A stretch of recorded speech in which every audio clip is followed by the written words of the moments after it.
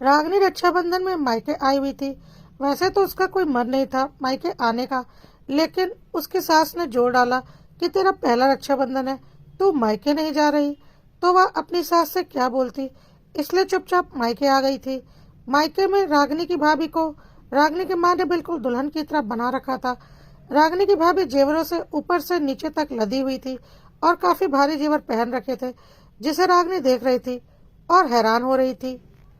रागिनी की माँ ने रागिनी को देखा और बोला, इस तरह से क्या देख रही है? क्या अपनी भाभी को नजर लगाएगी? क्या तुझे जलन हो रही है अपनी भाभी के जेवर देखकर कि तेरे पास इतने जेवर नहीं है? या तो नसीबों की बात होती है, तेरी भाभी को इस घर में आना था या उसका नसीब था और उसे इतने जेवर मिलने थे और मेरी बहू बनना था। मेरे खानदान का वारिस पैदा किया है उसने, तो उसका तो हक बनता है। अब तेरा क्या नसीब है वह तो तू जाने और तेरी सास जाने। रागिनी को अपनी माँ की बातें सुनकर ऐसा लगा जैसे किसी ने गर्म पिघला हुआ शीशा रागिनी के कानों में डाल दिया हो। कोई इतना कड़वा कैसे बोल सकता है, वह भी अपनी सगी बेटी को? लेकिन रागिनी ने तो बचपन से यह सब कुछ देखा था। उसकी माँ के लिए बेटी के कोई मायने नहीं थे। उसके खानदान में यही सब कुछ चलता था कि बेटा ही सब कुछ है, बेटियां तो बस इस घर से लेकर दूसरे घर चली जाएंगी। इसलिए बेटे बहू ही उसके घर में मायने रखते थे, बेटियों का कोई अस्तित्व नहीं था। रागिनी की दादी ने भी शुरू से यही किया था। रागिनी की बुआ का कोई मूल्य नहीं था। रागिनी की दादी के लिए बस रागिनी के माता पिता मायने रखते थे और रागिनी के माता पिता ने भी अपने खानदान की इस घटिया परंपरा को निभाते हुए आगे बढ़ाया था।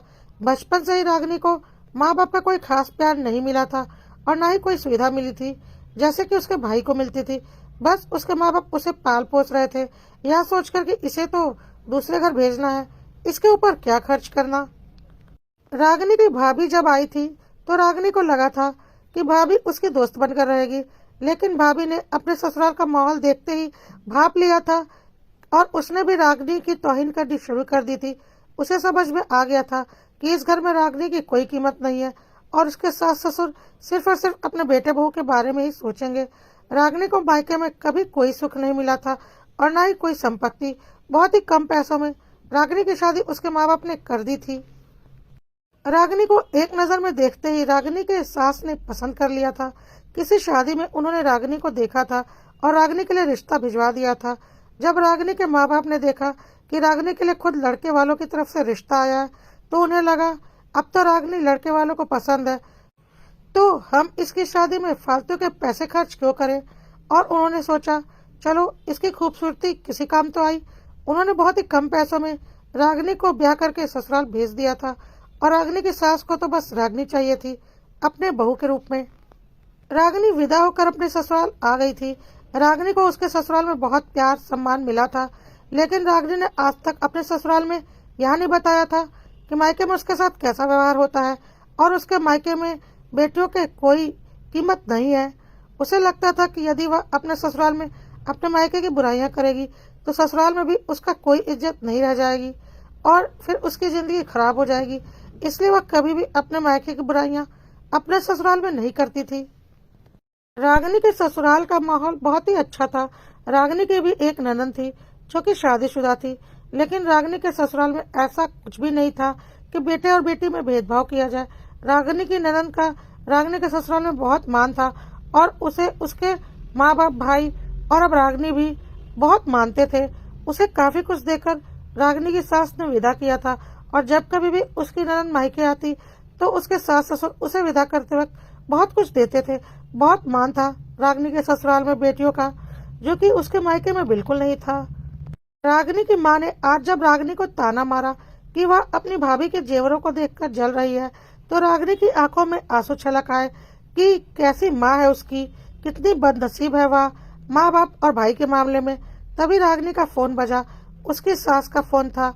उसने बोला, बेटा अगर तूने राखी बांध ली हो तो जल्दी से आ जा, तेरी ननद तेरा इंतजार कर रही है, यहाँ भी तो राखी बंधवानी है। रागिनी ने बोला, हाँ मम्मी मैं तुरंत आ रही हूँ, यहाँ पर मैंने राखी बांध ली है, कहकर रागिनी जाने लगी।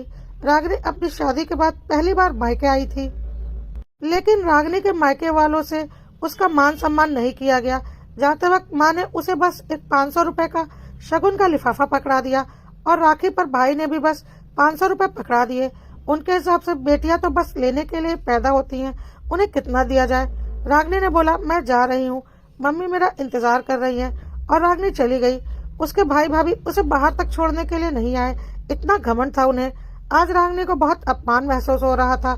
शादी के पहले जो होता था वह तो उसने बर्दाश्त कर लिया, पर अब वह शादीशुदा थी। उसे यह बेइज्जती अब बर्दाश्त नहीं हो रही थी। उसे लगा था अब उसकी शादी हो गई है तो शायद जब वह मायके जाए तो वहाँ का माहौल अलग हो, पर ऐसा कुछ नहीं था।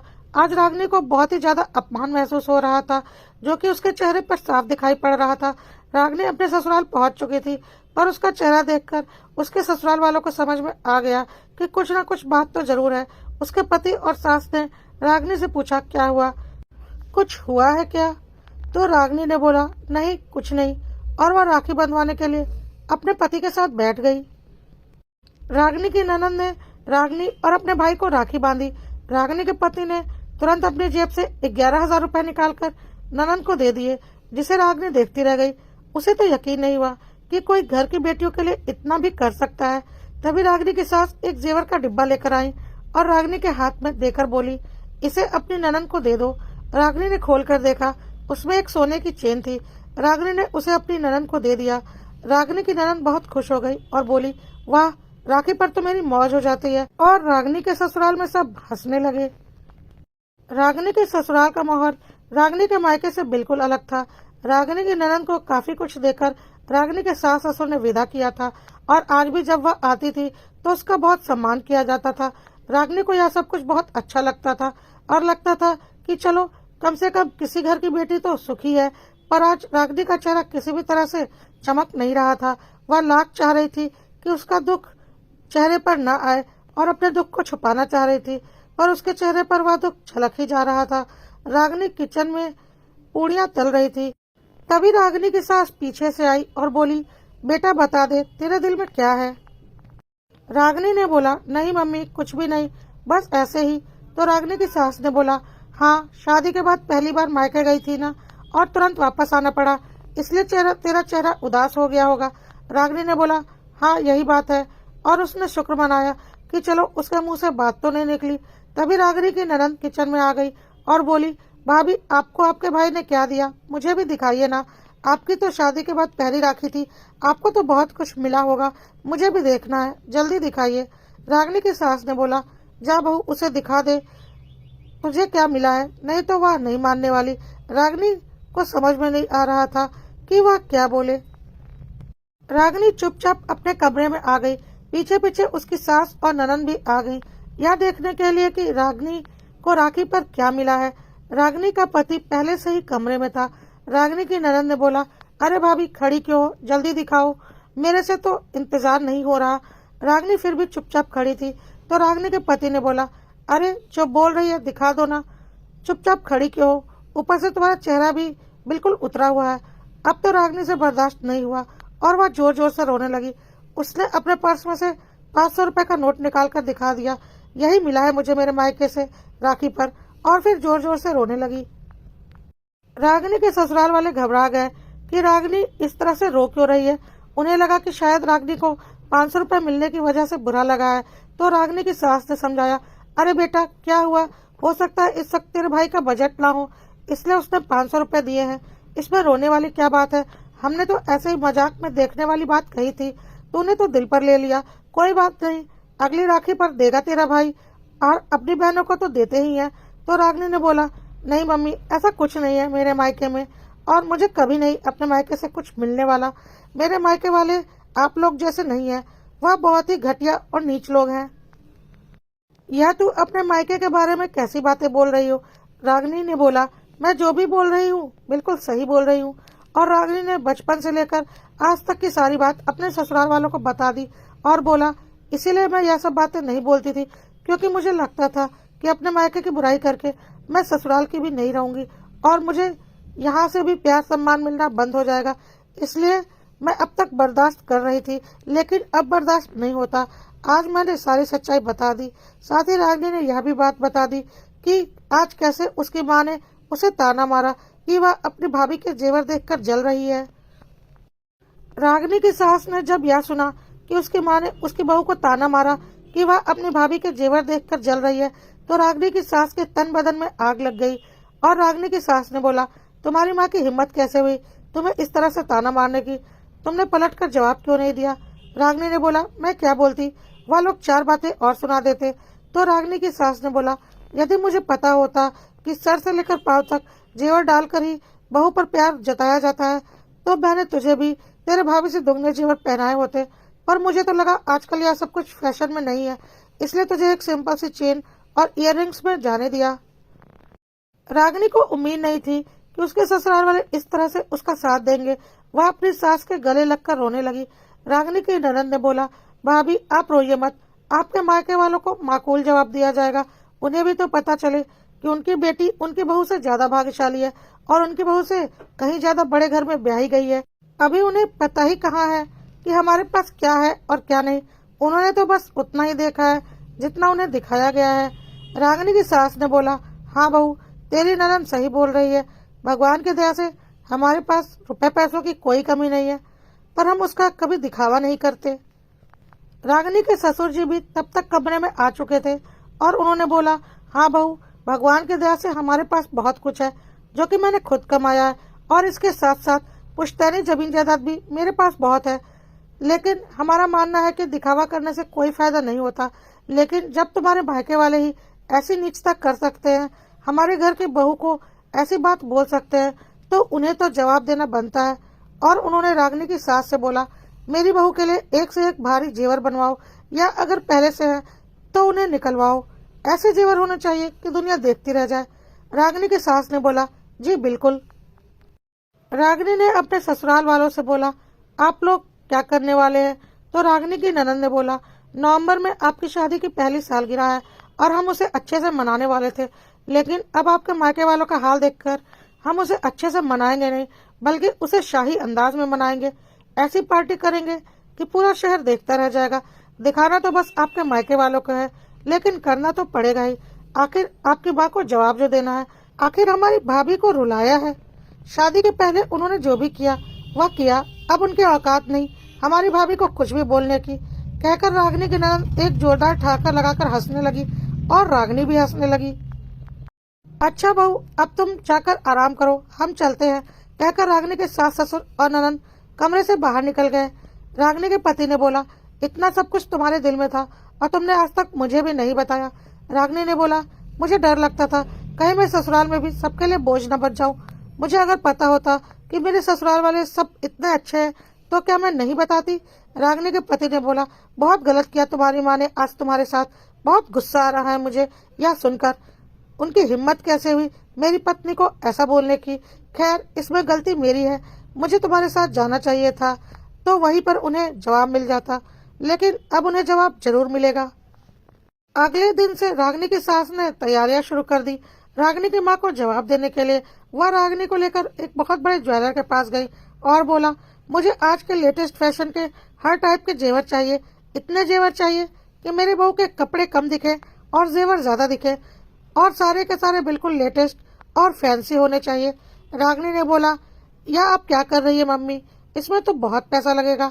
तो रागिनी की सास ने बोला, तुम उसकी चिंता मत करो, तुम्हारी दादी सास ने तुम्हारे लिए काफी पुश्तैनी जेवर छोड़े हैं, पर वह इतने पुराने डिजाइन के हैं कि तुम शायद उन्हें पसंद ना करो, और वह काफी भारी भी हैं।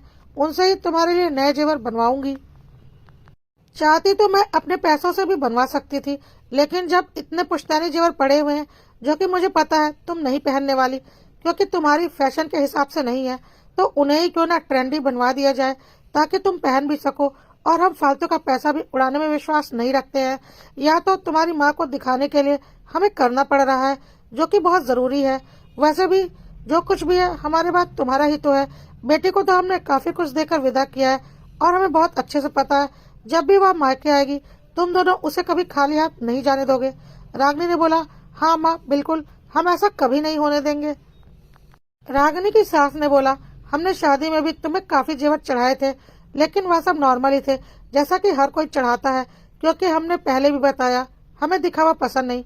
लेकिन यदि पता होता कि तुम्हारे माँ बाप की सोच ऐसी है तो शादी में ही तुम्हें ऐसे ऐसे जेवर चढ़ाए होते कि उनकी आंखें चुंधिया जाती। लेकिन कोई बात नहीं, अब तुम्हारी शादी की सालगिरह पर उनकी आंखें तुम्हें देखकर पलक झपकना भी भूल जाएंगी। रागिनी की सास ने ज्वेलर से बोला, रागिनी के साथ साथ मेरे बेटे के लिए भी एक अच्छी भारी चेन और एक ब्रेसलेट और काफी हैवी अंगूठियां बनाना। सालगिरह तो आखिर उसकी भी है। ज्वेलर ने बोला, बिल्कुल, आपको सब कुछ समय पर मिल जाएगा। रागिनी के सास ससुर ने काफी बड़ा रिजॉर्ट रागिनी के एनिवर्सरी के लिए बुक किया और देखते ही देखते एनिवर्सरी वाला दिन आ गया और रागिनी के मायके वाले भी उस पार्टी में आने वाले थे। काफी बड़े पैमाने पर इंतजाम किया गया था। आने वाले मेहमानों का कहना था, या तो आपने शादी से भी ज्यादा अच्छा किया है, लगता है बहुत अच्छी बहू मिली है, उसकी खुशी में आपने इतनी बड़ी पार्टी की है। तो रागिनी के सास ससुर ने बोला, बिल्कुल, हम नसीब वाले हैं जो हमें रागिनी जैसी बहू मिली, तो उसका तो हक बनता है ऐसी पार्टी के लिए। तभी रागिनी के माँ बाप और भाई भाभी भी आ गए। रिजॉर्ट के अंदर घुसते ही उन्हें यकीन नहीं हुआ कि कोई ऐसी पार्टी मैरिज एनिवर्सरी के लिए दे सकता है। इतना पैसा सिर्फ एक एनिवर्सरी पार्टी के लिए फूंक दिया। रागिनी की माँ तो अपनी आदत के अनुसार अपनी बहू को जेवरों से लाद कर लाई थी और उसकी माँ के हिसाब से उसकी बहू से ज्यादा जेवर तो किसी ने नहीं पहने होंगे और रागिनी ने तो बिल्कुल भी नहीं। उसकी माँ तो अभी भी यही सोच रही थी कि भले ही इतने बड़े रिजॉर्ट में पार्टी कर ली, पर पहनने ओढ़ने में तो मेरी बहू से पीछे ही होगी। इसी गुमान में उसके मायके वाले अंदर गए और रागिनी और उसके पति से मिलने के लिए स्टेज पर गए। रागिनी और अपने दामाद को देखकर रागिनी की माँ देखती ही रह गई और रागिनी की भाभी तो मानो पागल ही हो गई। रागिनी और उसके पति ने बहुत महंगे डिजाइनर कपड़े पहन रखे थे, साथ ही साथ उसके सास ससुर और ननद ने भी बहुत महंगे डिजाइनर कपड़े पहन रखे थे। रागिनी बिल्कुल लेटेस्ट ट्रेंडी फैशनेबल ज्वेलरी से भरी पड़ी थी और सारी ज्वेलरी एक से बढ़कर एक थी और बिल्कुल लेटेस्ट थी। साथ ही देखकर पता चल रहा था कि काफी महंगे भी हैं। रागिनी की भाभी के जेवर तो रागिनी के जेवरों का 10वां हिस्सा भी नहीं थे। रागिनी की माँ और भाभी तो रागिनी को देखते ही रह गए। ऊपर से उनके दामाद ने भी काफी मोटी चेन और अंगूठियां और सोने की ब्रेसलेट पहन रखी थी, जो कि रागिनी के भाई देखता ही रह गया क्योंकि उसने जेवर के नाम पर कुछ भी नहीं पहना था। रागिनी के मायके वालों को यकीन नहीं हो रहा था रागिनी की किस्मत पर, क्योंकि उसकी माँ के हिसाब से तो उसकी बहू सबसे ज्यादा किस्मत वाली थी। तभी रागिनी की सास वहां आ गई और बोली, क्या समधन जी, क्या हाल चाल है। रागिनी के ऊपर से बिना नजर हटाए रागिनी की माँ और भाभी ने रागिनी की सास का अभिवादन किया और बोला, सब ठीक है। रागिनी की सास तो बस इसी मौके की तलाश में थी। उन्होंने बोला, अरे ऐसे क्या देख रही है आप और आपकी बहू, मेरी बहू और उसके जेवरों को। अरे मेरी बहू को आप दोनों नजर लगाएंगे क्या। रागिनी की माँ और भाभी को जोर का झटका लग गया। रागिनी की माँ ने बोला, यह कैसी बातें कर रही हैं आप। तो रागिनी की सास ने बोला, क्यों, आपने भी तो राखी पर ऐसी ही बातें की थी, यह उसी का जवाब है। तो रागिनी की माँ ने बोला, मैंने जो कुछ कहा था अपनी बेटी से कहा था। और रागिनी की सास ने बोला, जी नहीं, आपने जो कुछ भी कहा था मेरी बहू से कहा था और मेरी बहू को गलत बोलने वालों को मैं जवाब जरूर देती हूँ। रागिनी के माँ और भाभी के पास चुप रहने के अलावा कोई विकल्प नहीं था। उन्होंने जो गिफ्ट लाया था वह रागिनी को पकड़ा दिया। शायद एक साड़ी का डब्बा था जो कि रागिनी को पता था कि कोई रखी हुई पुरानी साड़ी पैक करके दे दी होगी। रागिनी ने उसे ले लिया और चुपचाप साइड में रख दिया। तभी रागिनी के सास ससुर ने एक ज्वेलरी का डिब्बा रागिनी को पकड़ाया उसकी एनिवर्सरी गिफ्ट के तौर पर और उसे खोलने के लिए कहा। रागिनी ने जब डिब्बा खोला तो उसमें से एक डायमंड का सेट निकला, जिसे देखते ही सबकी आंखें चुंधिया गई और सारे मेहमानों ने बोला, वाह, रागिनी के तो मजे हैं। रागिनी के सास ससुर इसे कितना मानते हैं, बहुत ही भाग्यशाली लड़की है, इससे अधिक भाग्यवान लड़की तो होना मुश्किल है। और ना जाने क्या क्या। और तभी रागिनी की ननद स्टेज पर आ गई और बोली, बिल्कुल, मेरी भाभी तो बहुत भाग्यशाली लड़की है, इतना भाग्यवान होना हर किसी के बस की बात नहीं होती। रागिनी की ननद ने जानबूझकर यह बात रागिनी की माँ और भाभी की ओर देखकर बोला और वह चुपचाप रागिनी की ननद और सास को देख रही थी। वह बोल भी क्या सकती थी। उसके बाद रागिनी की सास ने एक डब्बा रागिनी की ननद को भी पकड़ाया और बोला, तेरी शादी हुए तो कई साल हो गए हैं और अब तो तू अपनी एनिवर्सरी मनाती नहीं, लेकिन इस बार तू यहाँ है और अगले महीने तेरी भी एनिवर्सरी है, तो तेरे लिए यह गिफ्ट। रागिनी की ननद ने जब गिफ्ट खोला तो उसमें भी सेम टू सेम वही डायमंड का सेट था। रागिनी की ननद ने जब डायमंड का सेट देखा तो वह खुशी से चिल्ला पड़ी, अरे वाह, सेम टू सेम मेरे लिए भी। तो रागिनी की सास ने बोला, बिल्कुल, हम बेटी और बहू में फर्क नहीं करते, जब बहू को दिया है बेटी को भी देंगे। बेटी को माँ बाप आखिर देते ही क्या है, यही थोड़े बहुत गिफ्ट्स, बाकी तो पुश्तैनी संपत्ति और जमीन जायदाद तो बेटे की ही होती है। तो बेटी को देने के लिए इतना सोचना क्या। वैसे भी कहावत है, बेटी को जितना दोगे उतनी ही बरकत होगी। जो लोग बेटियों को देने से भागते हैं और ऐसा करते हैं, वे आज नहीं तो कल इसका फल जरूर भोगते हैं। आखिर क्यों बेटियों को बोझ समझते हैं। बेटियां नहीं होंगी तो बहुएं कहाँ से आएंगी। रागिनी की सास ने यह सारी बात रागिनी की माँ की ओर देखकर बोला। रागिनी की ननद ने बोला, मुझे तो गिफ्ट्स वगैरह से उतना मतलब नहीं, बस मायके में सम्मान मिलना चाहिए और जीवन भर मेरा मायका बना रहना चाहिए। तो रागिनी ने बोला, बिल्कुल नंदन जी, जीवन भर आपका मायका ऐसे ही बना रहेगा और आपके भाई भाभी हर कदम पर आपके साथ खड़े मिलेंगे। जिस तरह से एक बहू के रूप में मैं बहुत भाग्यशाली हूँ और मुझे ऐसे सास ससुर और ननद मिले हैं और ऐसा ससुराल मिला है, वैसे एक बेटी के रूप में आप बहुत भाग्यशाली हैं कि आपको इतना अच्छा मायका मिला है, इतने अच्छे माँ बाप और भाई मिले हैं और अब भाभी भी। हर बेटी इतनी भाग्यशाली नहीं होती, कहकर रागिनी ने अपनी ननद को गले से लगा लिया, अपनी माँ की ओर देखते हुए। रागिनी और उसके ससुराल वालों ने आज रागिनी के मायके वालों को मखमल में चप्पल लपेट लपेट कर मारा था और उनके पास कोई भी जवाब नहीं था। इतना अंदाजा तो उन्हें लग चुका था कि रागिनी के पास उनसे 10 गुना ज्यादा पैसे हैं। साथ ही साथ रागिनी की सास ने यह भी एहसास दिला दिया था कि रागिनी का भाग्य उनकी बहू के भाग्य से कहीं ज्यादा अच्छा है। रागिनी के मायके वालों ने चुपचाप खाना खाया और वहां से जाने लगे। रागिनी ने अपने पति को बताया था कि उसके भाई भाभी उसे बाहर तक छोड़ने नहीं आए थे, पर रागिनी अपने मायके वालों को छोड़ने के लिए जा रही थी कि उसके पति ने उसका हाथ पकड़ लिया और इशारों में उसे मना कर दिया और रागिनी रुक गई, क्योंकि ससुराल वालों ने ही समय पर उसका साथ दिया था।